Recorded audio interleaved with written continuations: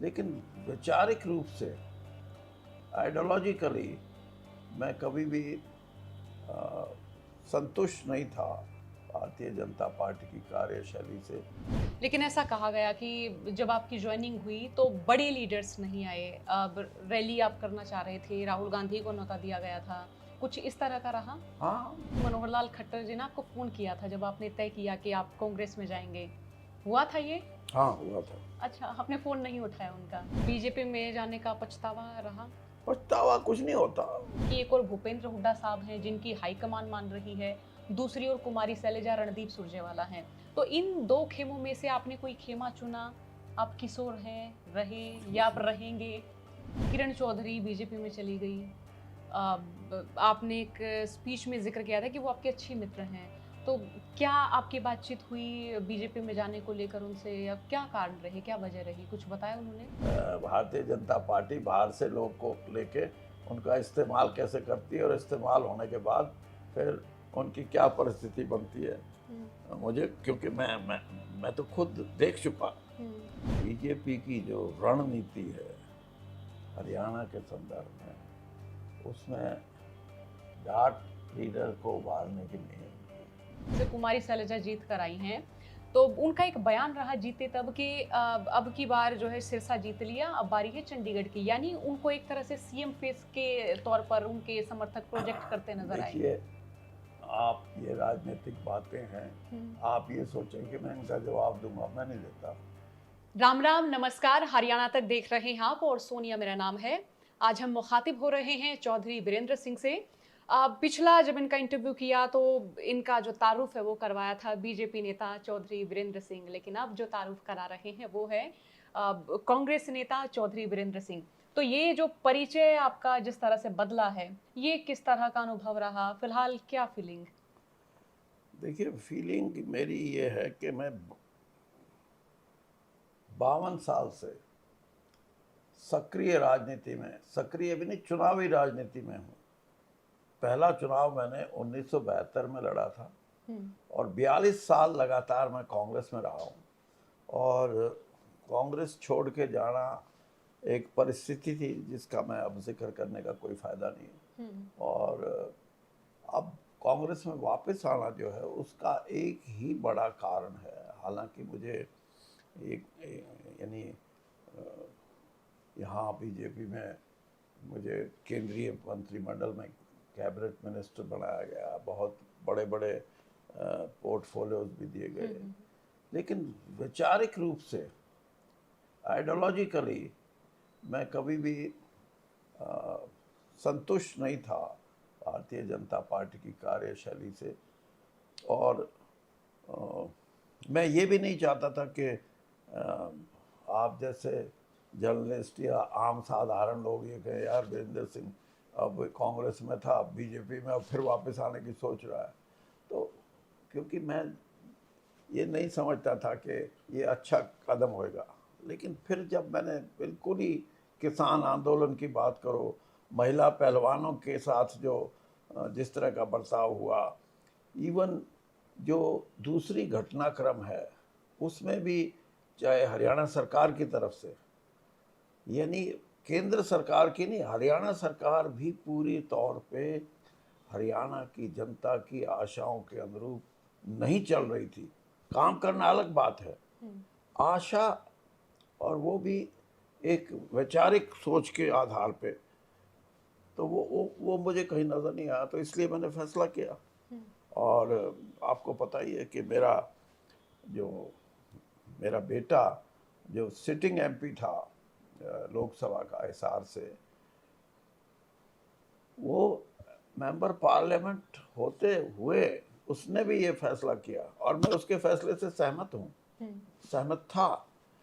और उसका भी यही ख्याल था कि मैं आइडियोलॉजिकली मैं I can't stay in this party. तो उसने फैसला किया कांग्रेस में जाने का, तो मैं उस फैसले को ठीक मानता हूँ। फिर हमने भी यही बात सोची कि तो ये है दरअसल।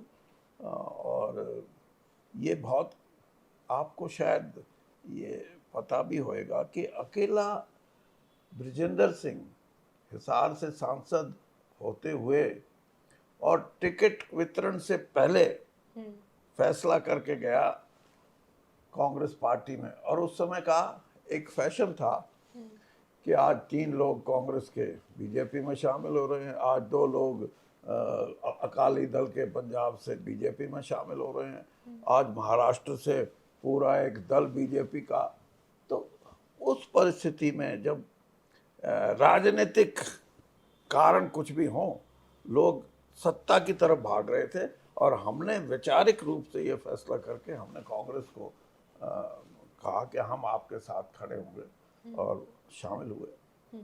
लेकिन ऐसा कहा गया कि जब आपकी ज्वाइनिंग हुई तो बड़े लीडर्स नहीं आए, अब रैली आप करना चाह रहे थे, राहुल गांधी को न्योता दिया गया था, कुछ इस तरह का रहा? हाँ, कांग्रेस असल में बात यह है कि चुनाव का एक वातावरण बन चुका था और उसमें कांग्रेस भी ये समझती थी कि अगर हम एक बड़ा कार्यक्रम करेंगे और उसमें जाएंगे तो दूसरे जो लोग आएंगे वो भी कहेंगे कि हमारे यहाँ भी चलो।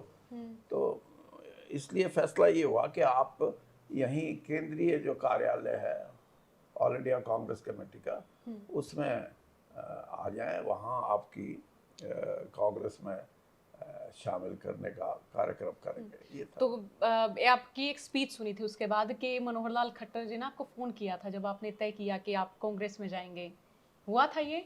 हाँ, हुआ था। अच्छा, आपने फोन नहीं उठाया उनका? नहीं, फोन मैंने, ऐसा था कि उन्होंने जब फोन किया तो हमारा फैसला हो चुका था और फैसला होने के बाद ब्रिजेंद्र सिंह मेंबर पार्लियामेंट शामिल होने के लिए एआईसीसी पहुंच चुके थे। तो मेरे लिए ये अच्छा नहीं था कि, और मैं समझता था कि मनोहर लाल जी ने क्यों फ़ोन किया, तो इसलिए मैंने I did not pick up, मैंने उठाया नहीं उनका फ़ोन। और उसके 2 घंटे बाद फिर मैंने खुद किया। मैंने कहा आपका फ़ोन आने का मतलब मैं समझता था, लेकिन हमने फैसला ले लिया था, इसलिए मैंने उचित यही समझा कि मैं आपको बाद में बात करूं। तो वो चाहते थे आप बीजेपी में रहें? हाँ, वो उन्होंने ये भी कहा कि हम टिकट भी अभी फैसला नहीं हुआ है, लेकिन हम ब्रिजेंद्र सिंह को चुनाव लड़ाएंगे और आप यहीं रहोगे। तो मैंने कहा नहीं, ये हमारा, क्योंकि चुनाव लड़ना ना लड़ना अलग बात है, वैचारिक रूप से अगर आप संतुष्ट नहीं हो तो फिर आप ये मान के चलो कि आपका दायित्व ये बनता है कि या तो आप पार्टी में समर्पित होके लगो, उसकी विचारधारा से जुड़ो। मैं जब शुरू में भारतीय जनता पार्टी में जाने का था तब भी मैं ये बात सोचता था कि दोनों पार्टियों का वैचारिक रूप से अलग अलग उनकी सोच है, लेकिन मैं इतना ज़रूर मानता था कि सोच बेशक अलग हो, लेकिन कुछ विषय ऐसे होते हैं, चाहे देश की बात हो, चाहे संविधान की बात हो, चाहे कमेरे वर्ग की बात हो, चाहे किसान की बात हो, उसमें कहीं ना कहीं विचारों की ज़्यादा भिन्नता नहीं होती। इसलिए शायद बीजेपी में जाने के बाद मुझे ये लगे कि कोई ज़्यादा लंबा चौड़ा फ़र्क नहीं है, लेकिन वहाँ मैंने जो देखा वो बिल्कुल ऐसा नहीं था जो मैं सोच रहा था। आपसी भीतरी गुटबाजी वहाँ भी है। जैसे हम कांग्रेस का जिक्र करते हैं कि एक और रणदीप सुरजेवाला, कुमारी शैलजा रही, किरण चौधरी भी रही, तो वैसा ही हम बीजेपी के भीतर भी मानी, इस तरह की खींचतान रही, चलती रही? बीजेपी में थोड़ा सा फर्क है। बीजेपी सत्तासीन पार्टी नहीं रही ना, अभी तो 10 ही साल हुए हैं। ये सत्ता का जो लोभ है, ये जब आदमी लंबा चल जाता है तो फिर उसका ये मन होता है कि मैं राजनीति में कैसे टिका रहूं।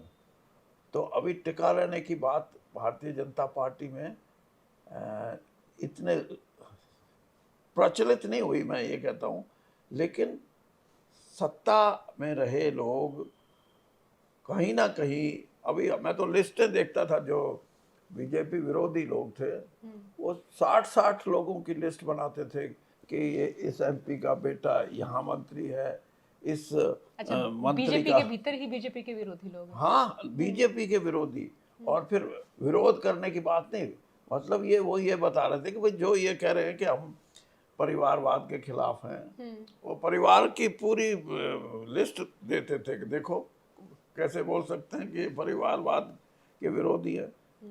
तो ये था, लेकिन कांग्रेस एक बड़ी पार्टी, बड़ी का मतलब ये है कि इस देश में शायद 140 साल पुरानी पार्टी हो और इसके इतना लंबा संघर्ष किया कांग्रेस ने आज़ादी मिलने से पहले। तो सारे जो सीपीआई, सीपीएम, जितनी लेफ्ट पार्टी थी, जितने प्रोग्रेसिव सोच के लोग थे, वो सब कांग्रेस के झंडे के नीचे। सोशलिस्ट पार्टी जो आज अखिलेश जी की पार्टी है, प्रजा सोशलिस्ट, पीएसपी बोलते थे वो, फॉरवर्ड ब्लॉक, ये ऐसे संगठन थे जो हमेशा स्वतंत्रता की लड़ाई में कांग्रेस के झंडे के नीचे ही चलते थे, एक सब इकट्ठा होके। तो आज भी मैं मानता हूँ कि कांग्रेस का जो अपना एक बेस है, एक उसका धरातल पे, वो बहुत बड़ा है। बीजेपी में जाने का पछतावा रहा? पछतावा कुछ नहीं होता। बात तो ये होती है कि पछतावे से काम नहीं चलता।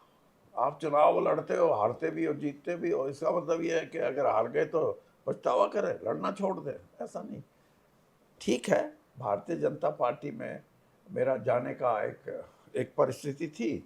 उसके बाद यहाँ आके मैं ये कहूँ कि मैंने बड़ा कोई दोष कर दिया या बड़ा गुनाह हो गया, मैं ये नहीं मानता। लेकिन फिर वही बात कि सोच के कारण, भारतीय जनता पार्टी की सोच एक किस्म से मेरे आंकलन में मैंने अपने आप को वहाँ गलत पाया कि मैं गलत हूँ। मैं I should not be the part of BJP party, और philosophically I should not accept that kind of politics. ये था। फिर उसके बाद कांग्रेस में आप आए। अब यहाँ भी गुटबाजी, खेमेबाजी, और क्या हम ये माने कि एक और भूपेंद्र हुड्डा साहब हैं जिनकी हाईकमान मान रही है, दूसरी ओर कुमारी शैलजा, रणदीप सुरजेवाला हैं। तो इन दो खेमों में से आपने कोई खेमा चुना? आप किशोर हैं, रहे या आप रहेंगे? आप एक तो ये मान के चलो कि जो ये जो खेमे परिभाषित करते हैं ना, ये तो मीडिया का काम है। बाकी कांग्रेस इकट्ठा है, इकट्ठा होकर चुनाव लड़ेगी और कोई खेमा नहीं होता। ये परिस्थिति होती है कि मैं राजनीति में हूँ तो मैं अपनी बात कहूँ, और कांग्रेस में इतनी स्वतंत्रता है कि आप अपनी बात बेखटके पूरे तौर पे बोल सकते हो पार्टी के सामने। और यही प्रजातंत्र का सबसे बड़ा एक मैं ये कहूँ कि प्रजातंत्र में वैचारिक स्वतंत्रता वो कांग्रेस में है। भारतीय जनता पार्टी तो कार्डर बेस्ड पार्टी है। वहाँ तो ये है, एक उन्होंने बोल दिया, वही सिद्धांत, वही बात, नीचे से लेके, वो नीचे होता है पन्ना प्रमुख भारतीय जनता पार्टी में, और उसके बाद ऊपर तक राष्ट्रीय अध्यक्ष तक एक ही भाषा बोलते हैं वो।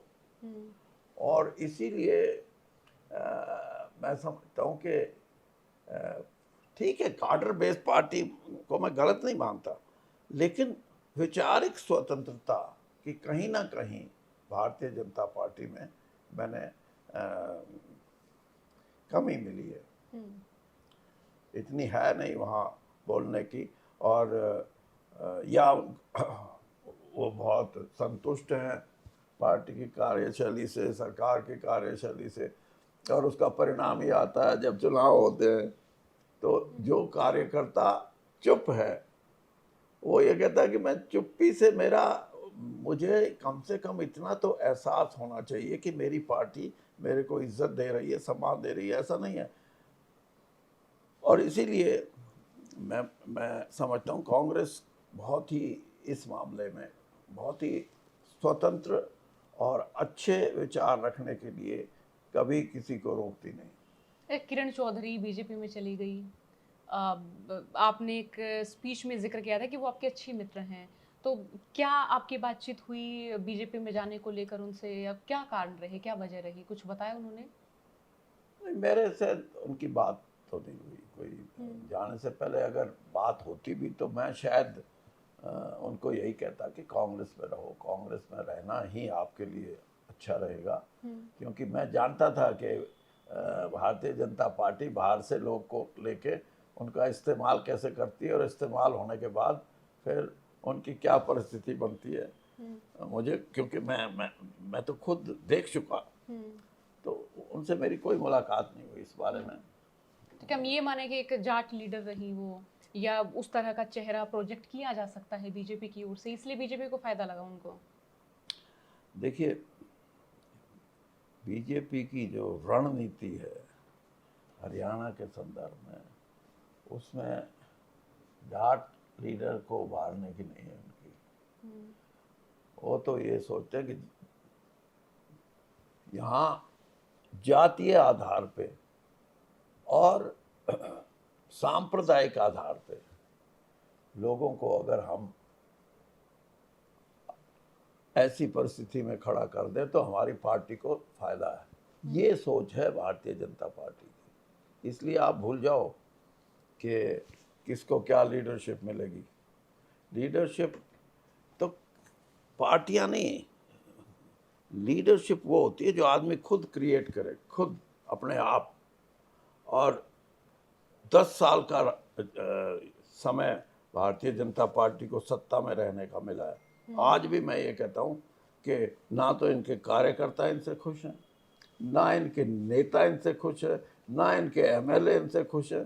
पार्टी एग्जिस्ट ही नहीं करती। और पार्टी एग्जिस्ट इसलिए नहीं करती कि आप विचारों की अभिव्यक्ति को नहीं रोक सकते। आप यानी हरियाणा जैसे प्रांत में जिसकी अपनी संस्कृति है, अपनी सभ्यता है, इकट्ठा चलने की, इकट्ठा रहने की, उससे दूर अगर आप उनको खड़ा करना चाहोगे जातीय आधार पे बांट के या क्षेत्रीय आधार पे बांट के या सांप्रदायिकता के आधार पे बांट के, हरियाणा की जनता इसको कभी बर्दाश्त नहीं करेगी। और ना इसके पर आपको प्रमाण भी मिले होंगे। एक नू की घटना आपको याद होगी, जो एक यात्रा के रूप में निकाली गई थी और उसका निकालने का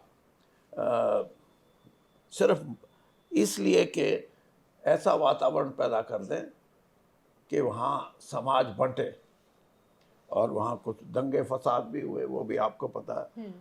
लेकिन जब दोबारा से कॉल दी गई, ये कॉल कोई वैसे नहीं दी जा रही थी, कुछ लोग थे जो ऐसी परिस्थिति पैदा करना चाहते थे उस क्षेत्र में कि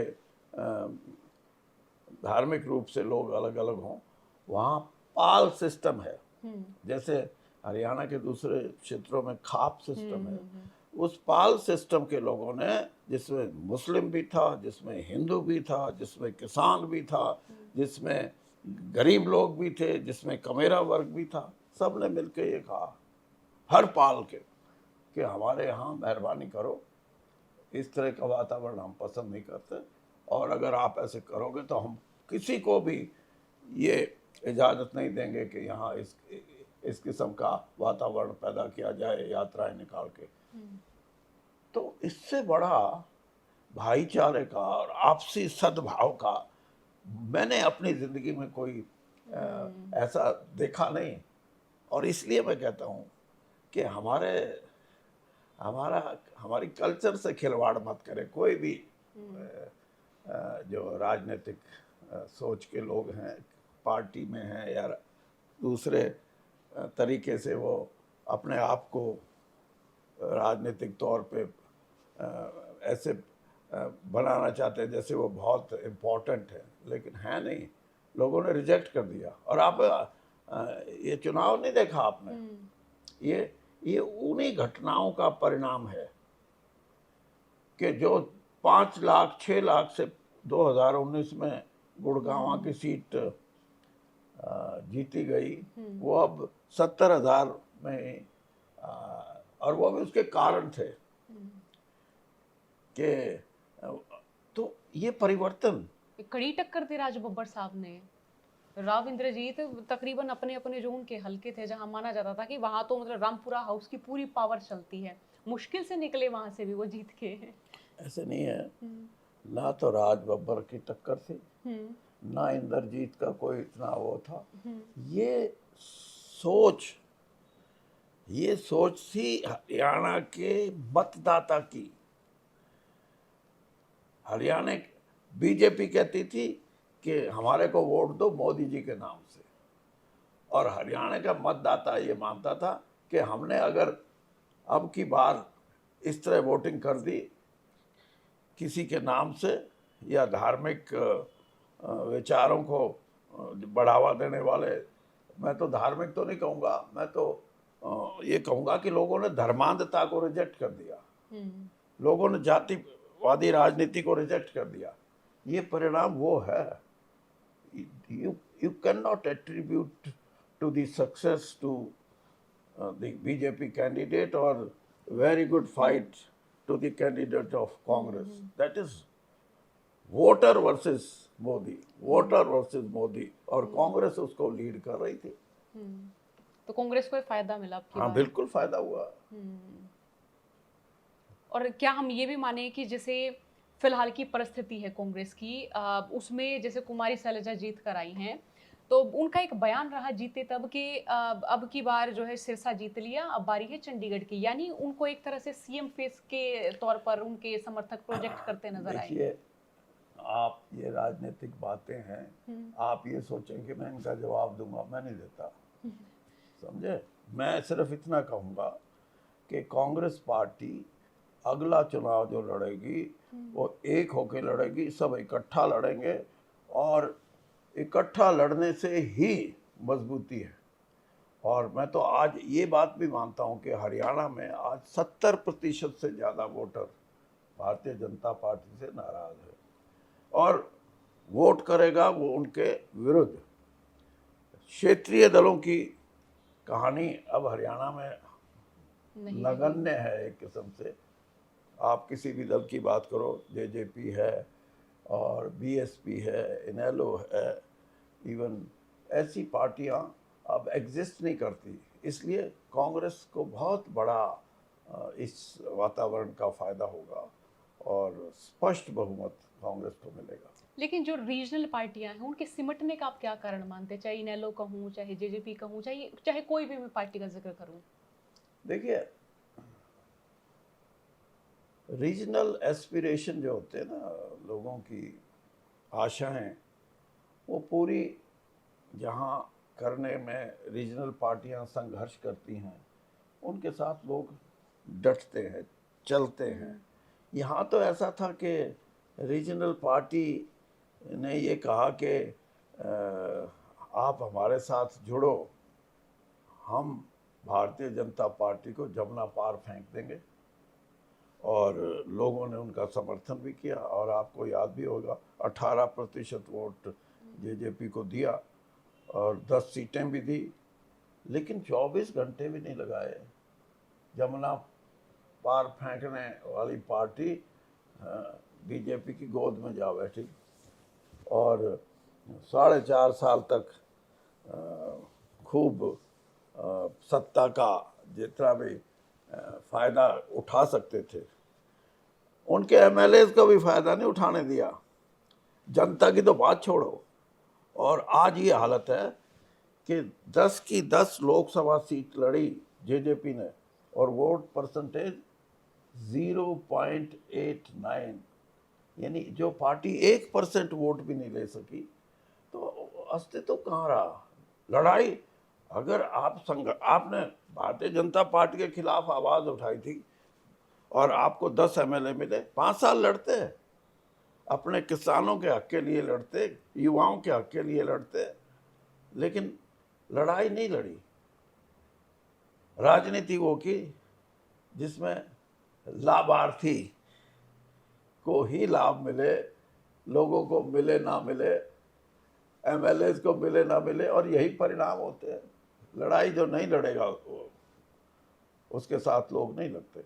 हाँ, अगर ये बात नहीं बोलते तो हो सकता था कि अलायंस पार्टनर मान लेते लोग कि भाई बीजेपी को बहुमत नहीं मिला, इसलिए बीजेपी को अपनी सरकार बनानी थी, तो कोई ना कोई साथ जुड़े तो का। लेकिन जो जुड़े वो घोर विरोधी होके, विचारधारा के विरुद्ध, वो जो बीजेपी की जो 5 साल का उनकी कार्यशैली थी उसके विरुद्ध जो उन्होंने लोगों को एक आशा दी थी कि भाई आप अगर हमें मौका दोगे भारतीय जनता पार्टी को उखाड़ने का तो हम इंसाफ देंगे, जो बीजेपी ने नहीं दिया। लेकिन उन्होंने इंसाफ नहीं, उन्होंने तो खुद ही सरेंडर कर दिया है, किस्म से समर्पण कर दिया। तो इस तरह की व्यवस्था में आप समझते हैं कि पार्टियां, अभी यही बीएसपी का हाल है, मायावती जी को एक भी सीट नहीं मिली, जबकि दलित समाज ने बहुत सालों तक उनके साथ जुड़ के रहे। दलितों को भी एहसास हुआ कि संविधान की रक्षा बीएसपी के माध्यम से नहीं हो सकती। रिजर्वेशन जो है, जो हमारे को सरकारी नौकरियों में, पढ़ाई में और अनेक चीज़ों में सहूलतें मिली हुई हैं रिजर्वेशन के नाम से, उसको खतरा बन गया।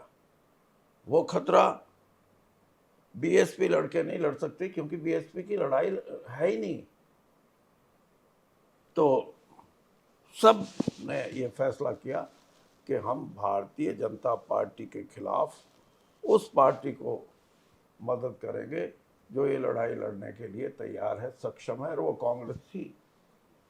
और संविधान बदलने का एक बयान आया था, एक बीजेपी नेता ने दिया था। उसके बाद हमने देखा कि जो एससी कम्युनिटी के जो लोग हैं वो भी बड़े भय में नजर आ रहे थे कि अगर संविधान बदल देंगे, हक छीनने चले जाएंगे। और इसलिए हम ये भी माने कि जाट और जो एससी वोटर हैं वो कांग्रेस की ओर लामबंद हुए। संविधान का मसला अब भी छिड़ा हुआ है। तो क्या हम ये माने कि बीजेपी बार बार संविधान संविधान संविधान, जो हम लगातार संसद के भीतर भी देख रहे हैं, तो गले की फांस अपने आप चुन रही है उस मसले को? अब आप ये बात समझ गए ना आप? तो यही है कि उनको, उनकी जो 10 साल के अंदर जो संविधान से जो छेड़छाड़ की, उसके अनेक उदाहरण हैं। सबसे बड़ा उदाहरण तो आप ये लगाइए कि इलेक्शन कमीशन। अरे इलेक्शन कमीशन में आप चीफ जस्टिस जो हैं सुप्रीम कोर्ट के, जो चीफ इलेक्शन कमीशन और इलेक्शन कमीशन को छांटने का एक कमेटी है, जिसमें प्रधानमंत्री, चीफ जस्टिस ऑफ इंडिया और लीडर ऑफ द अपोजिशन, ये 3 लोग फैसला करेंगे।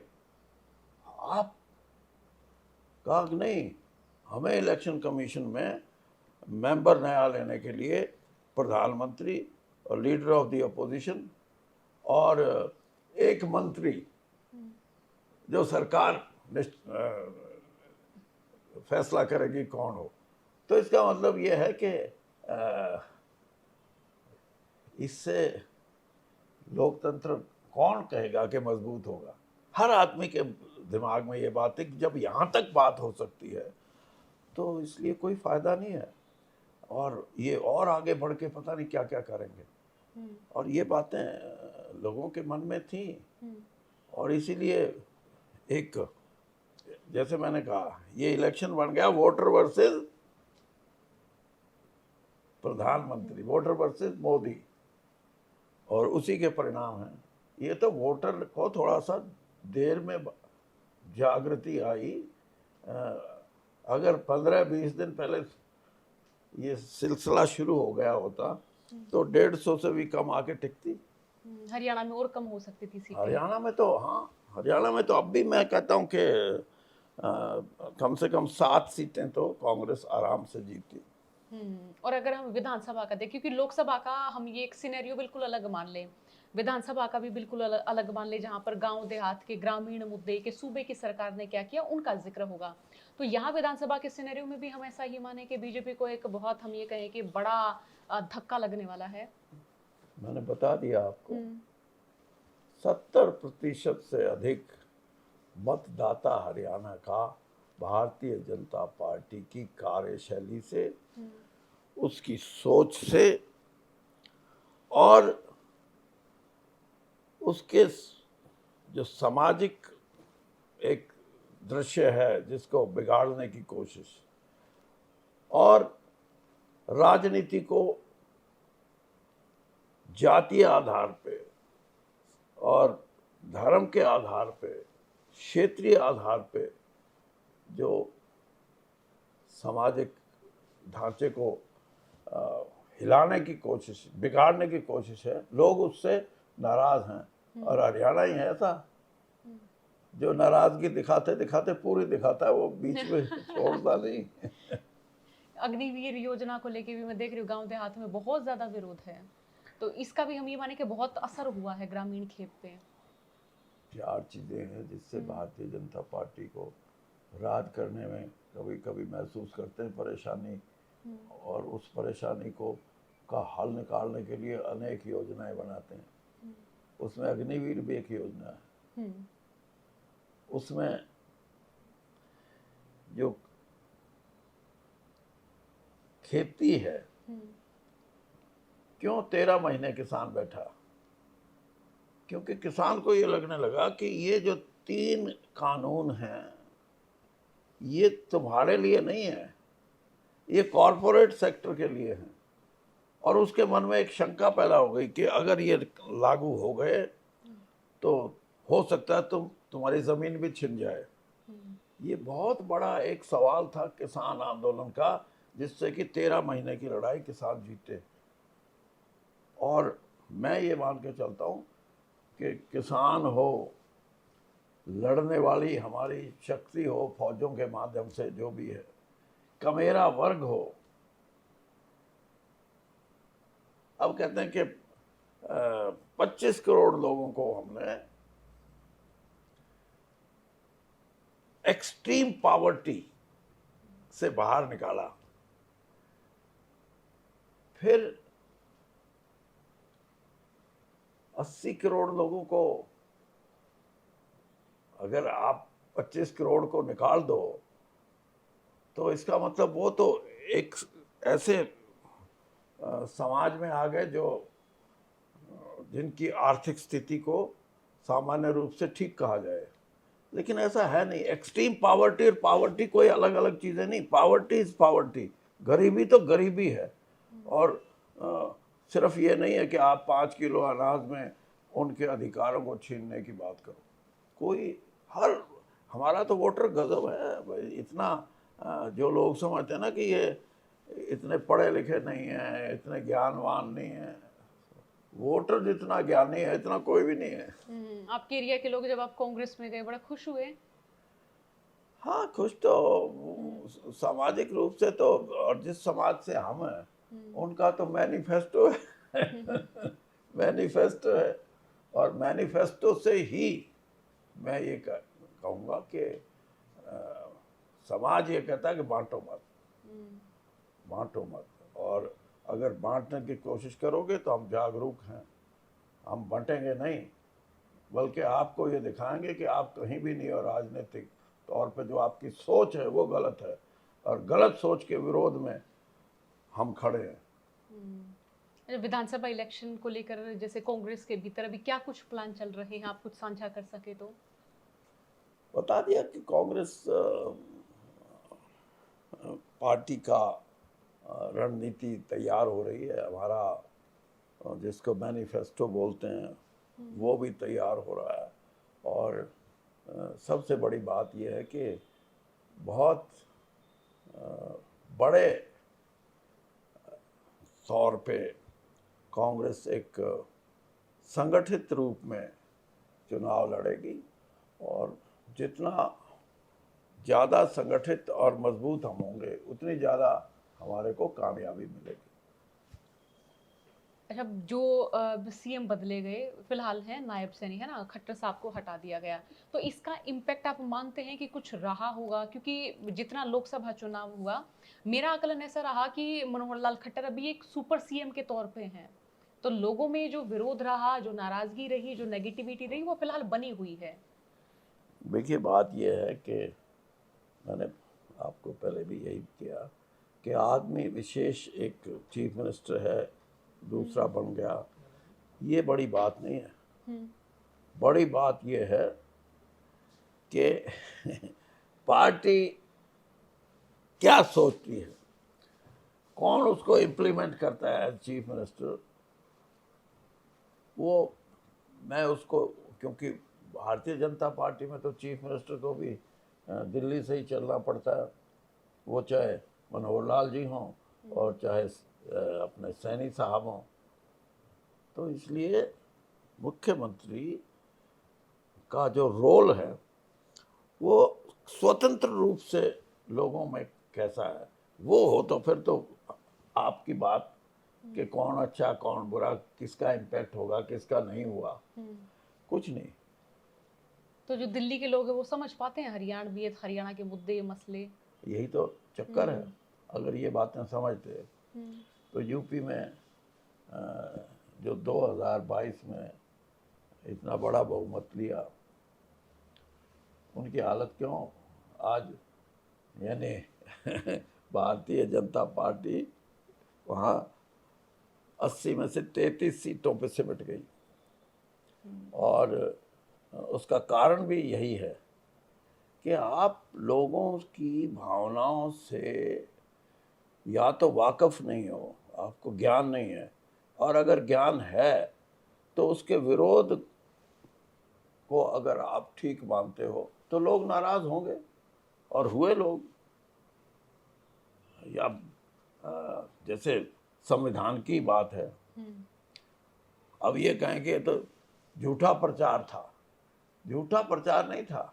झूठा प्रचार भी समझते हैं कि लोग झूठा क्या है। लोगों को ये लगता था कि जैसे ये इनके प्रत्याशी खड़े होकर खुलेआम बोल रहे थे कि 400 सीटें दिलवा दो, हम संविधान बदल देंगे।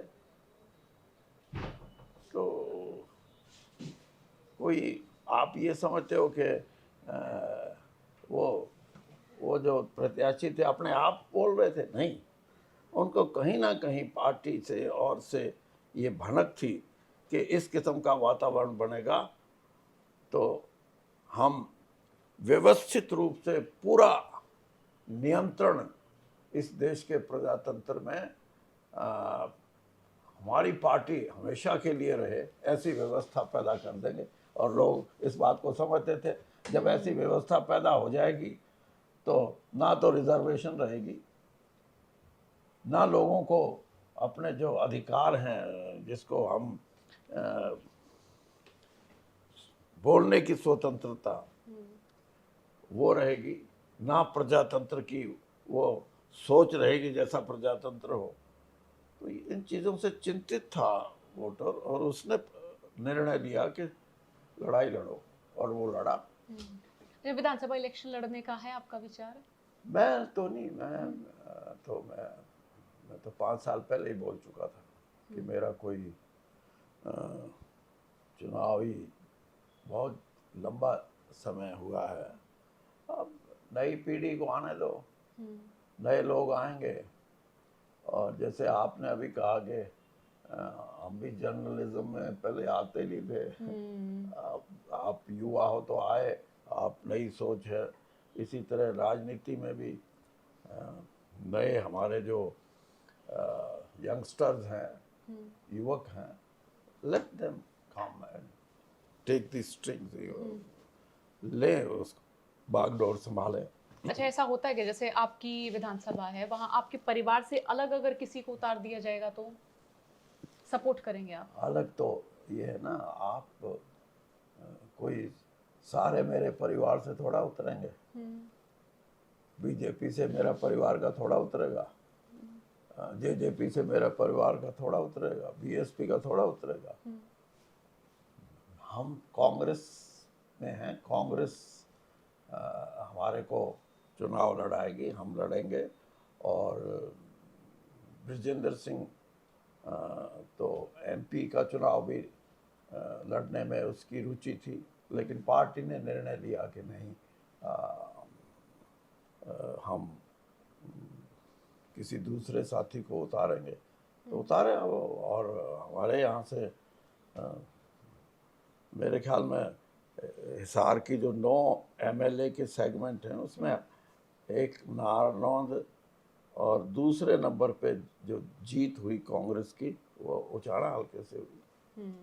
और राजनीतिक जीवन में आप समझो कि वीरेंद्र सिंह की बात नहीं है ये, या मेरे बेटे की बात नहीं है। जब से ये चुनाव शुरू हुआ इस देश में 1922 में, तब से और आज तक हमारा कोई ना कोई चुनाव 100 साल 102 साल हो गए, तो इतना कोई टिक नहीं सकता।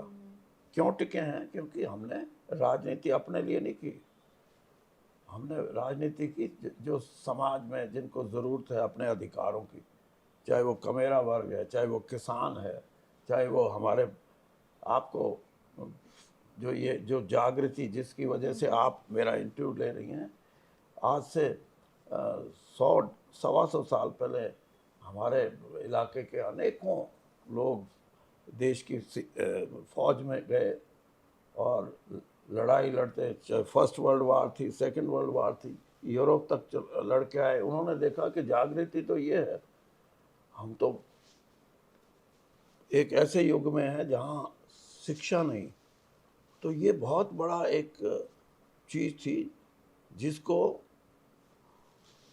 आज हरियाणा में क्यों हम ये दावा करते हैं कि खेलों में भी हम नंबर 1, खेती में भी हम अग्रणी राज्य। ग्रीन रेवोल्यूशन अगर कहीं आया सबसे पहले वो पंजाब के किसानों ने लिया, उस टाइम हरियाणा पंजाब इकट्ठा ही था, हरियाणा का किसान। और एक समय था जब हरियाणा और पंजाब का किसान 70% देश की खाद्य समस्या का हल अपने खेतों में फसल उगा के करता था। तो एक नए युग की तरफ है। और अभी आपने कहा कि उसी युग की ये मांग है कि जवान लोग आगे आए। अच्छा, आपके इलाके के लोग आपको फोन करते रहते समस्याओं के लिए भी बहुत ज्यादा? नहीं, मैं तो जाता हूँ, कल भी जाऊँगा, अभी परसों 2 दिन पहले भी वहीं था। मैं बेशक मैं इलेक्शन ना लड़ूँ, लेकिन इसका मतलब ये थोड़ा मैं लोगों से दूर, और मेरे पास 150-200 फ़ोन आते हैं, मैं रखता हूँ साइलेंट पे, लेकिन जब खोलूँगा तो जो मिस्ड कॉल होंगी सब करता हूँ। जब पीए आपका फोन नहीं उठाते, उठाते आप ही हमेशा? मैं उठाता हूँ। मेरा भी फोन जितनी बार आया आपने उठाया है। हाँ, आपका तो मैंने फीड किया हुआ है। अच्छा अच्छा। 3 सोनिया फीड है उसमें। अच्छा। एक तो मिसेस गांधी सोनिया, एक आप सोनिया, और एक एनसीपी की लीडर है ना वो सोनिया दुहन, वो। अच्छा, 3 सोने, तीनों को पहचान लेते हैं लेकिन आप? मैंने लिखा हुआ है उसमें। अच्छा अच्छा। हाँ, कि ये क्या था, आज तक, हाँ, हरियाणा तक। हाँ, और ये एनसीपी और ये कांग्रेस प्रेसिडेंट। कांग्रेसी जब आप बने सर, तो सोनिया गांधी जी से मुलाकात हुई आपकी उसके बाद? हाँ हाँ। खुश हुई वो? हाँ, क्यों नहीं खुश हुई। और 10 साल के बाद मैं मिला तो मुझे भी बहुत खुशी हुई इस बात की। और मैं समझता हूँ कि मेरा आज राजनीतिक जो स्टेटस है, कद है, उसमें सबसे बड़ा अगर योगदान किसी का है तो वो हमारे नेता, मेरे नेता, देश के नेता राजीव गांधी। और वो उनका अथाह प्रेम और विश्वास मेरे अंदर इतना था, मैं कभी भूल नहीं सकता इस बात को। और उसी तरह का जब वो नहीं रहे तो ऐसा ही विश्वास श्रीमती सोनिया गांधी ने भी मेरे लिए रखा। आप जब बीजेपी में गए, एक बहुत अहम बयान भी आपने दिया था कि मैं भले ही कांग्रेस छोड़ के बीजेपी में आ जाऊं, लेकिन मैं सोनिया गांधी जी के लिए, उनके परिवार के लिए कोई ऐसी माड़ी या कोई अच्छी बात नहीं कहूँगा। हाँ, मैंने की भी नहीं, और ये वैसे भी नहीं, किसी को भी नहीं करनी चाहिए। अगर कोई आज मैं 10 साल के बाद अगर बीजेपी से मैं कांग्रेस में वापस गया हूँ, तो मेरा ये किरदार नहीं बनता कि मैं भद्दी बातें बीजेपी के नेताओं के बारे में करूँ। और इससे पता लगता है कि आदमी की सोच कितनी छोटी है या कितनी बड़ी है। और आदमी एक सामाजिक दृष्टि से सोच रखनी चाहिए। राजनीति अलग चीज़ है। राजनीति में ऊपर नीचे होना, एक पार्टी से दूसरी पार्टी की सोच बदलना, वो अलग चीज़ है। उसके बारे में आप बोल सकते हो, लेकिन किसी अ, विशेष व्यक्ति के बारे में अगर आप छोटी बात करोगे तो लोगों की नज़रों में भी आपको लोग पसंद नहीं करेंगे। ये मेरा आखिरी सवाल, जैसे लोकसभा चुनाव का परिणाम है, इसमें हम ये माने कि जनता और कैंडिडेट के बीच में चुनाव रहा, तो इसमें हम ये माने कि कांग्रेस की 5 सीटें आ गई। अब विधानसभा चुनाव होगा, तो क्या हम ये माने कि वो सिनेरियो बिल्कुल अलग था जहां पर लोग और कैंडिडेट दोनों के बीच में चुनाव था। तो कांग्रेस की पोजीशन आप फिर किस तरह से देख रहे हैं? कितनी पावरफुल, कितनी मजबूत है कांग्रेस? मैंने बता तो दिया, 3 बार बता दिया आपको कि 70% से ज़्यादा लोग बीजेपी से विरोध प्रकट कर चुके हैं, विरोध में हैं। और हम जितनी बहादुरी से, जितनी एकता से लड़ेंगे, उतनी ही सीटें हमारी ज़्यादा आएंगी। ये हमारे ऊपर है कि हम कितना मजबूती से और कितनी एकता से लड़ते हैं। तो ये आप लोगों की एकता कई बार बड़ी बिखरी बिखरी सी दिखी है। नहीं, बिखरी बुखरी कुछ नहीं होती भाई। ये देखो, बात मैंने अभी आपको बताया, कम से कम हमारी भारतीय जनता पार्टी में ये नहीं है, लेकिन हमें कम से कम इतना एहसास है कि हमारी पार्टी व्यक्ति विशेष के विचारों को सुनती है। हाँ, ये ज़रूर है कि आपको अपनी वैचारिक बातों में कहीं लगता है कि आप सहमति नहीं रखते, अपनी पार्टी से बात करो, आप अपने नेताओं से बात करो, अपनी मीटिंग में ये बातें कहो, और पब्लिकली कई बार कहने से उसका अच्छा परिणाम नहीं निकलता। और फिर अब आपकी मेरी जितनी बातें हुई हैं, यानी आप सही तरीके से रख दोगे तो ठीक, ना तो एक दो शब्द ऐसा ढूंढोगे उसमें से। हाँ, नहीं जाएगा कोई नहीं एक दो नहीं, शब्द मैं ऐसा। आपके हाँ लिए हाँ नहीं, हाँ। मैं वैसे बता रहा हूँ। तो फिर वो कहेंगे अच्छा ऐसा था, तो इसलिए सारी बातें पार्टी के अंदर रह के करें, वो ज़्यादा अच्छा है। सर बहुत शुक्रिया बातचीत के लिए, बहुत शुक्रिया आपका। Thank you. और दोबारा आपसे हम मिलेंगे, दोबारा आपका हम समय इस तरह से लेते रहेंगे। अब आपने इस बातचीत को सुना, बहुत बहुत शुक्रिया आपका, और सर आपका भी बहुत बहुत शुक्रिया। हरियाणा तक के साथ जुड़े धन्यवाद। रहिएगा। राम राम।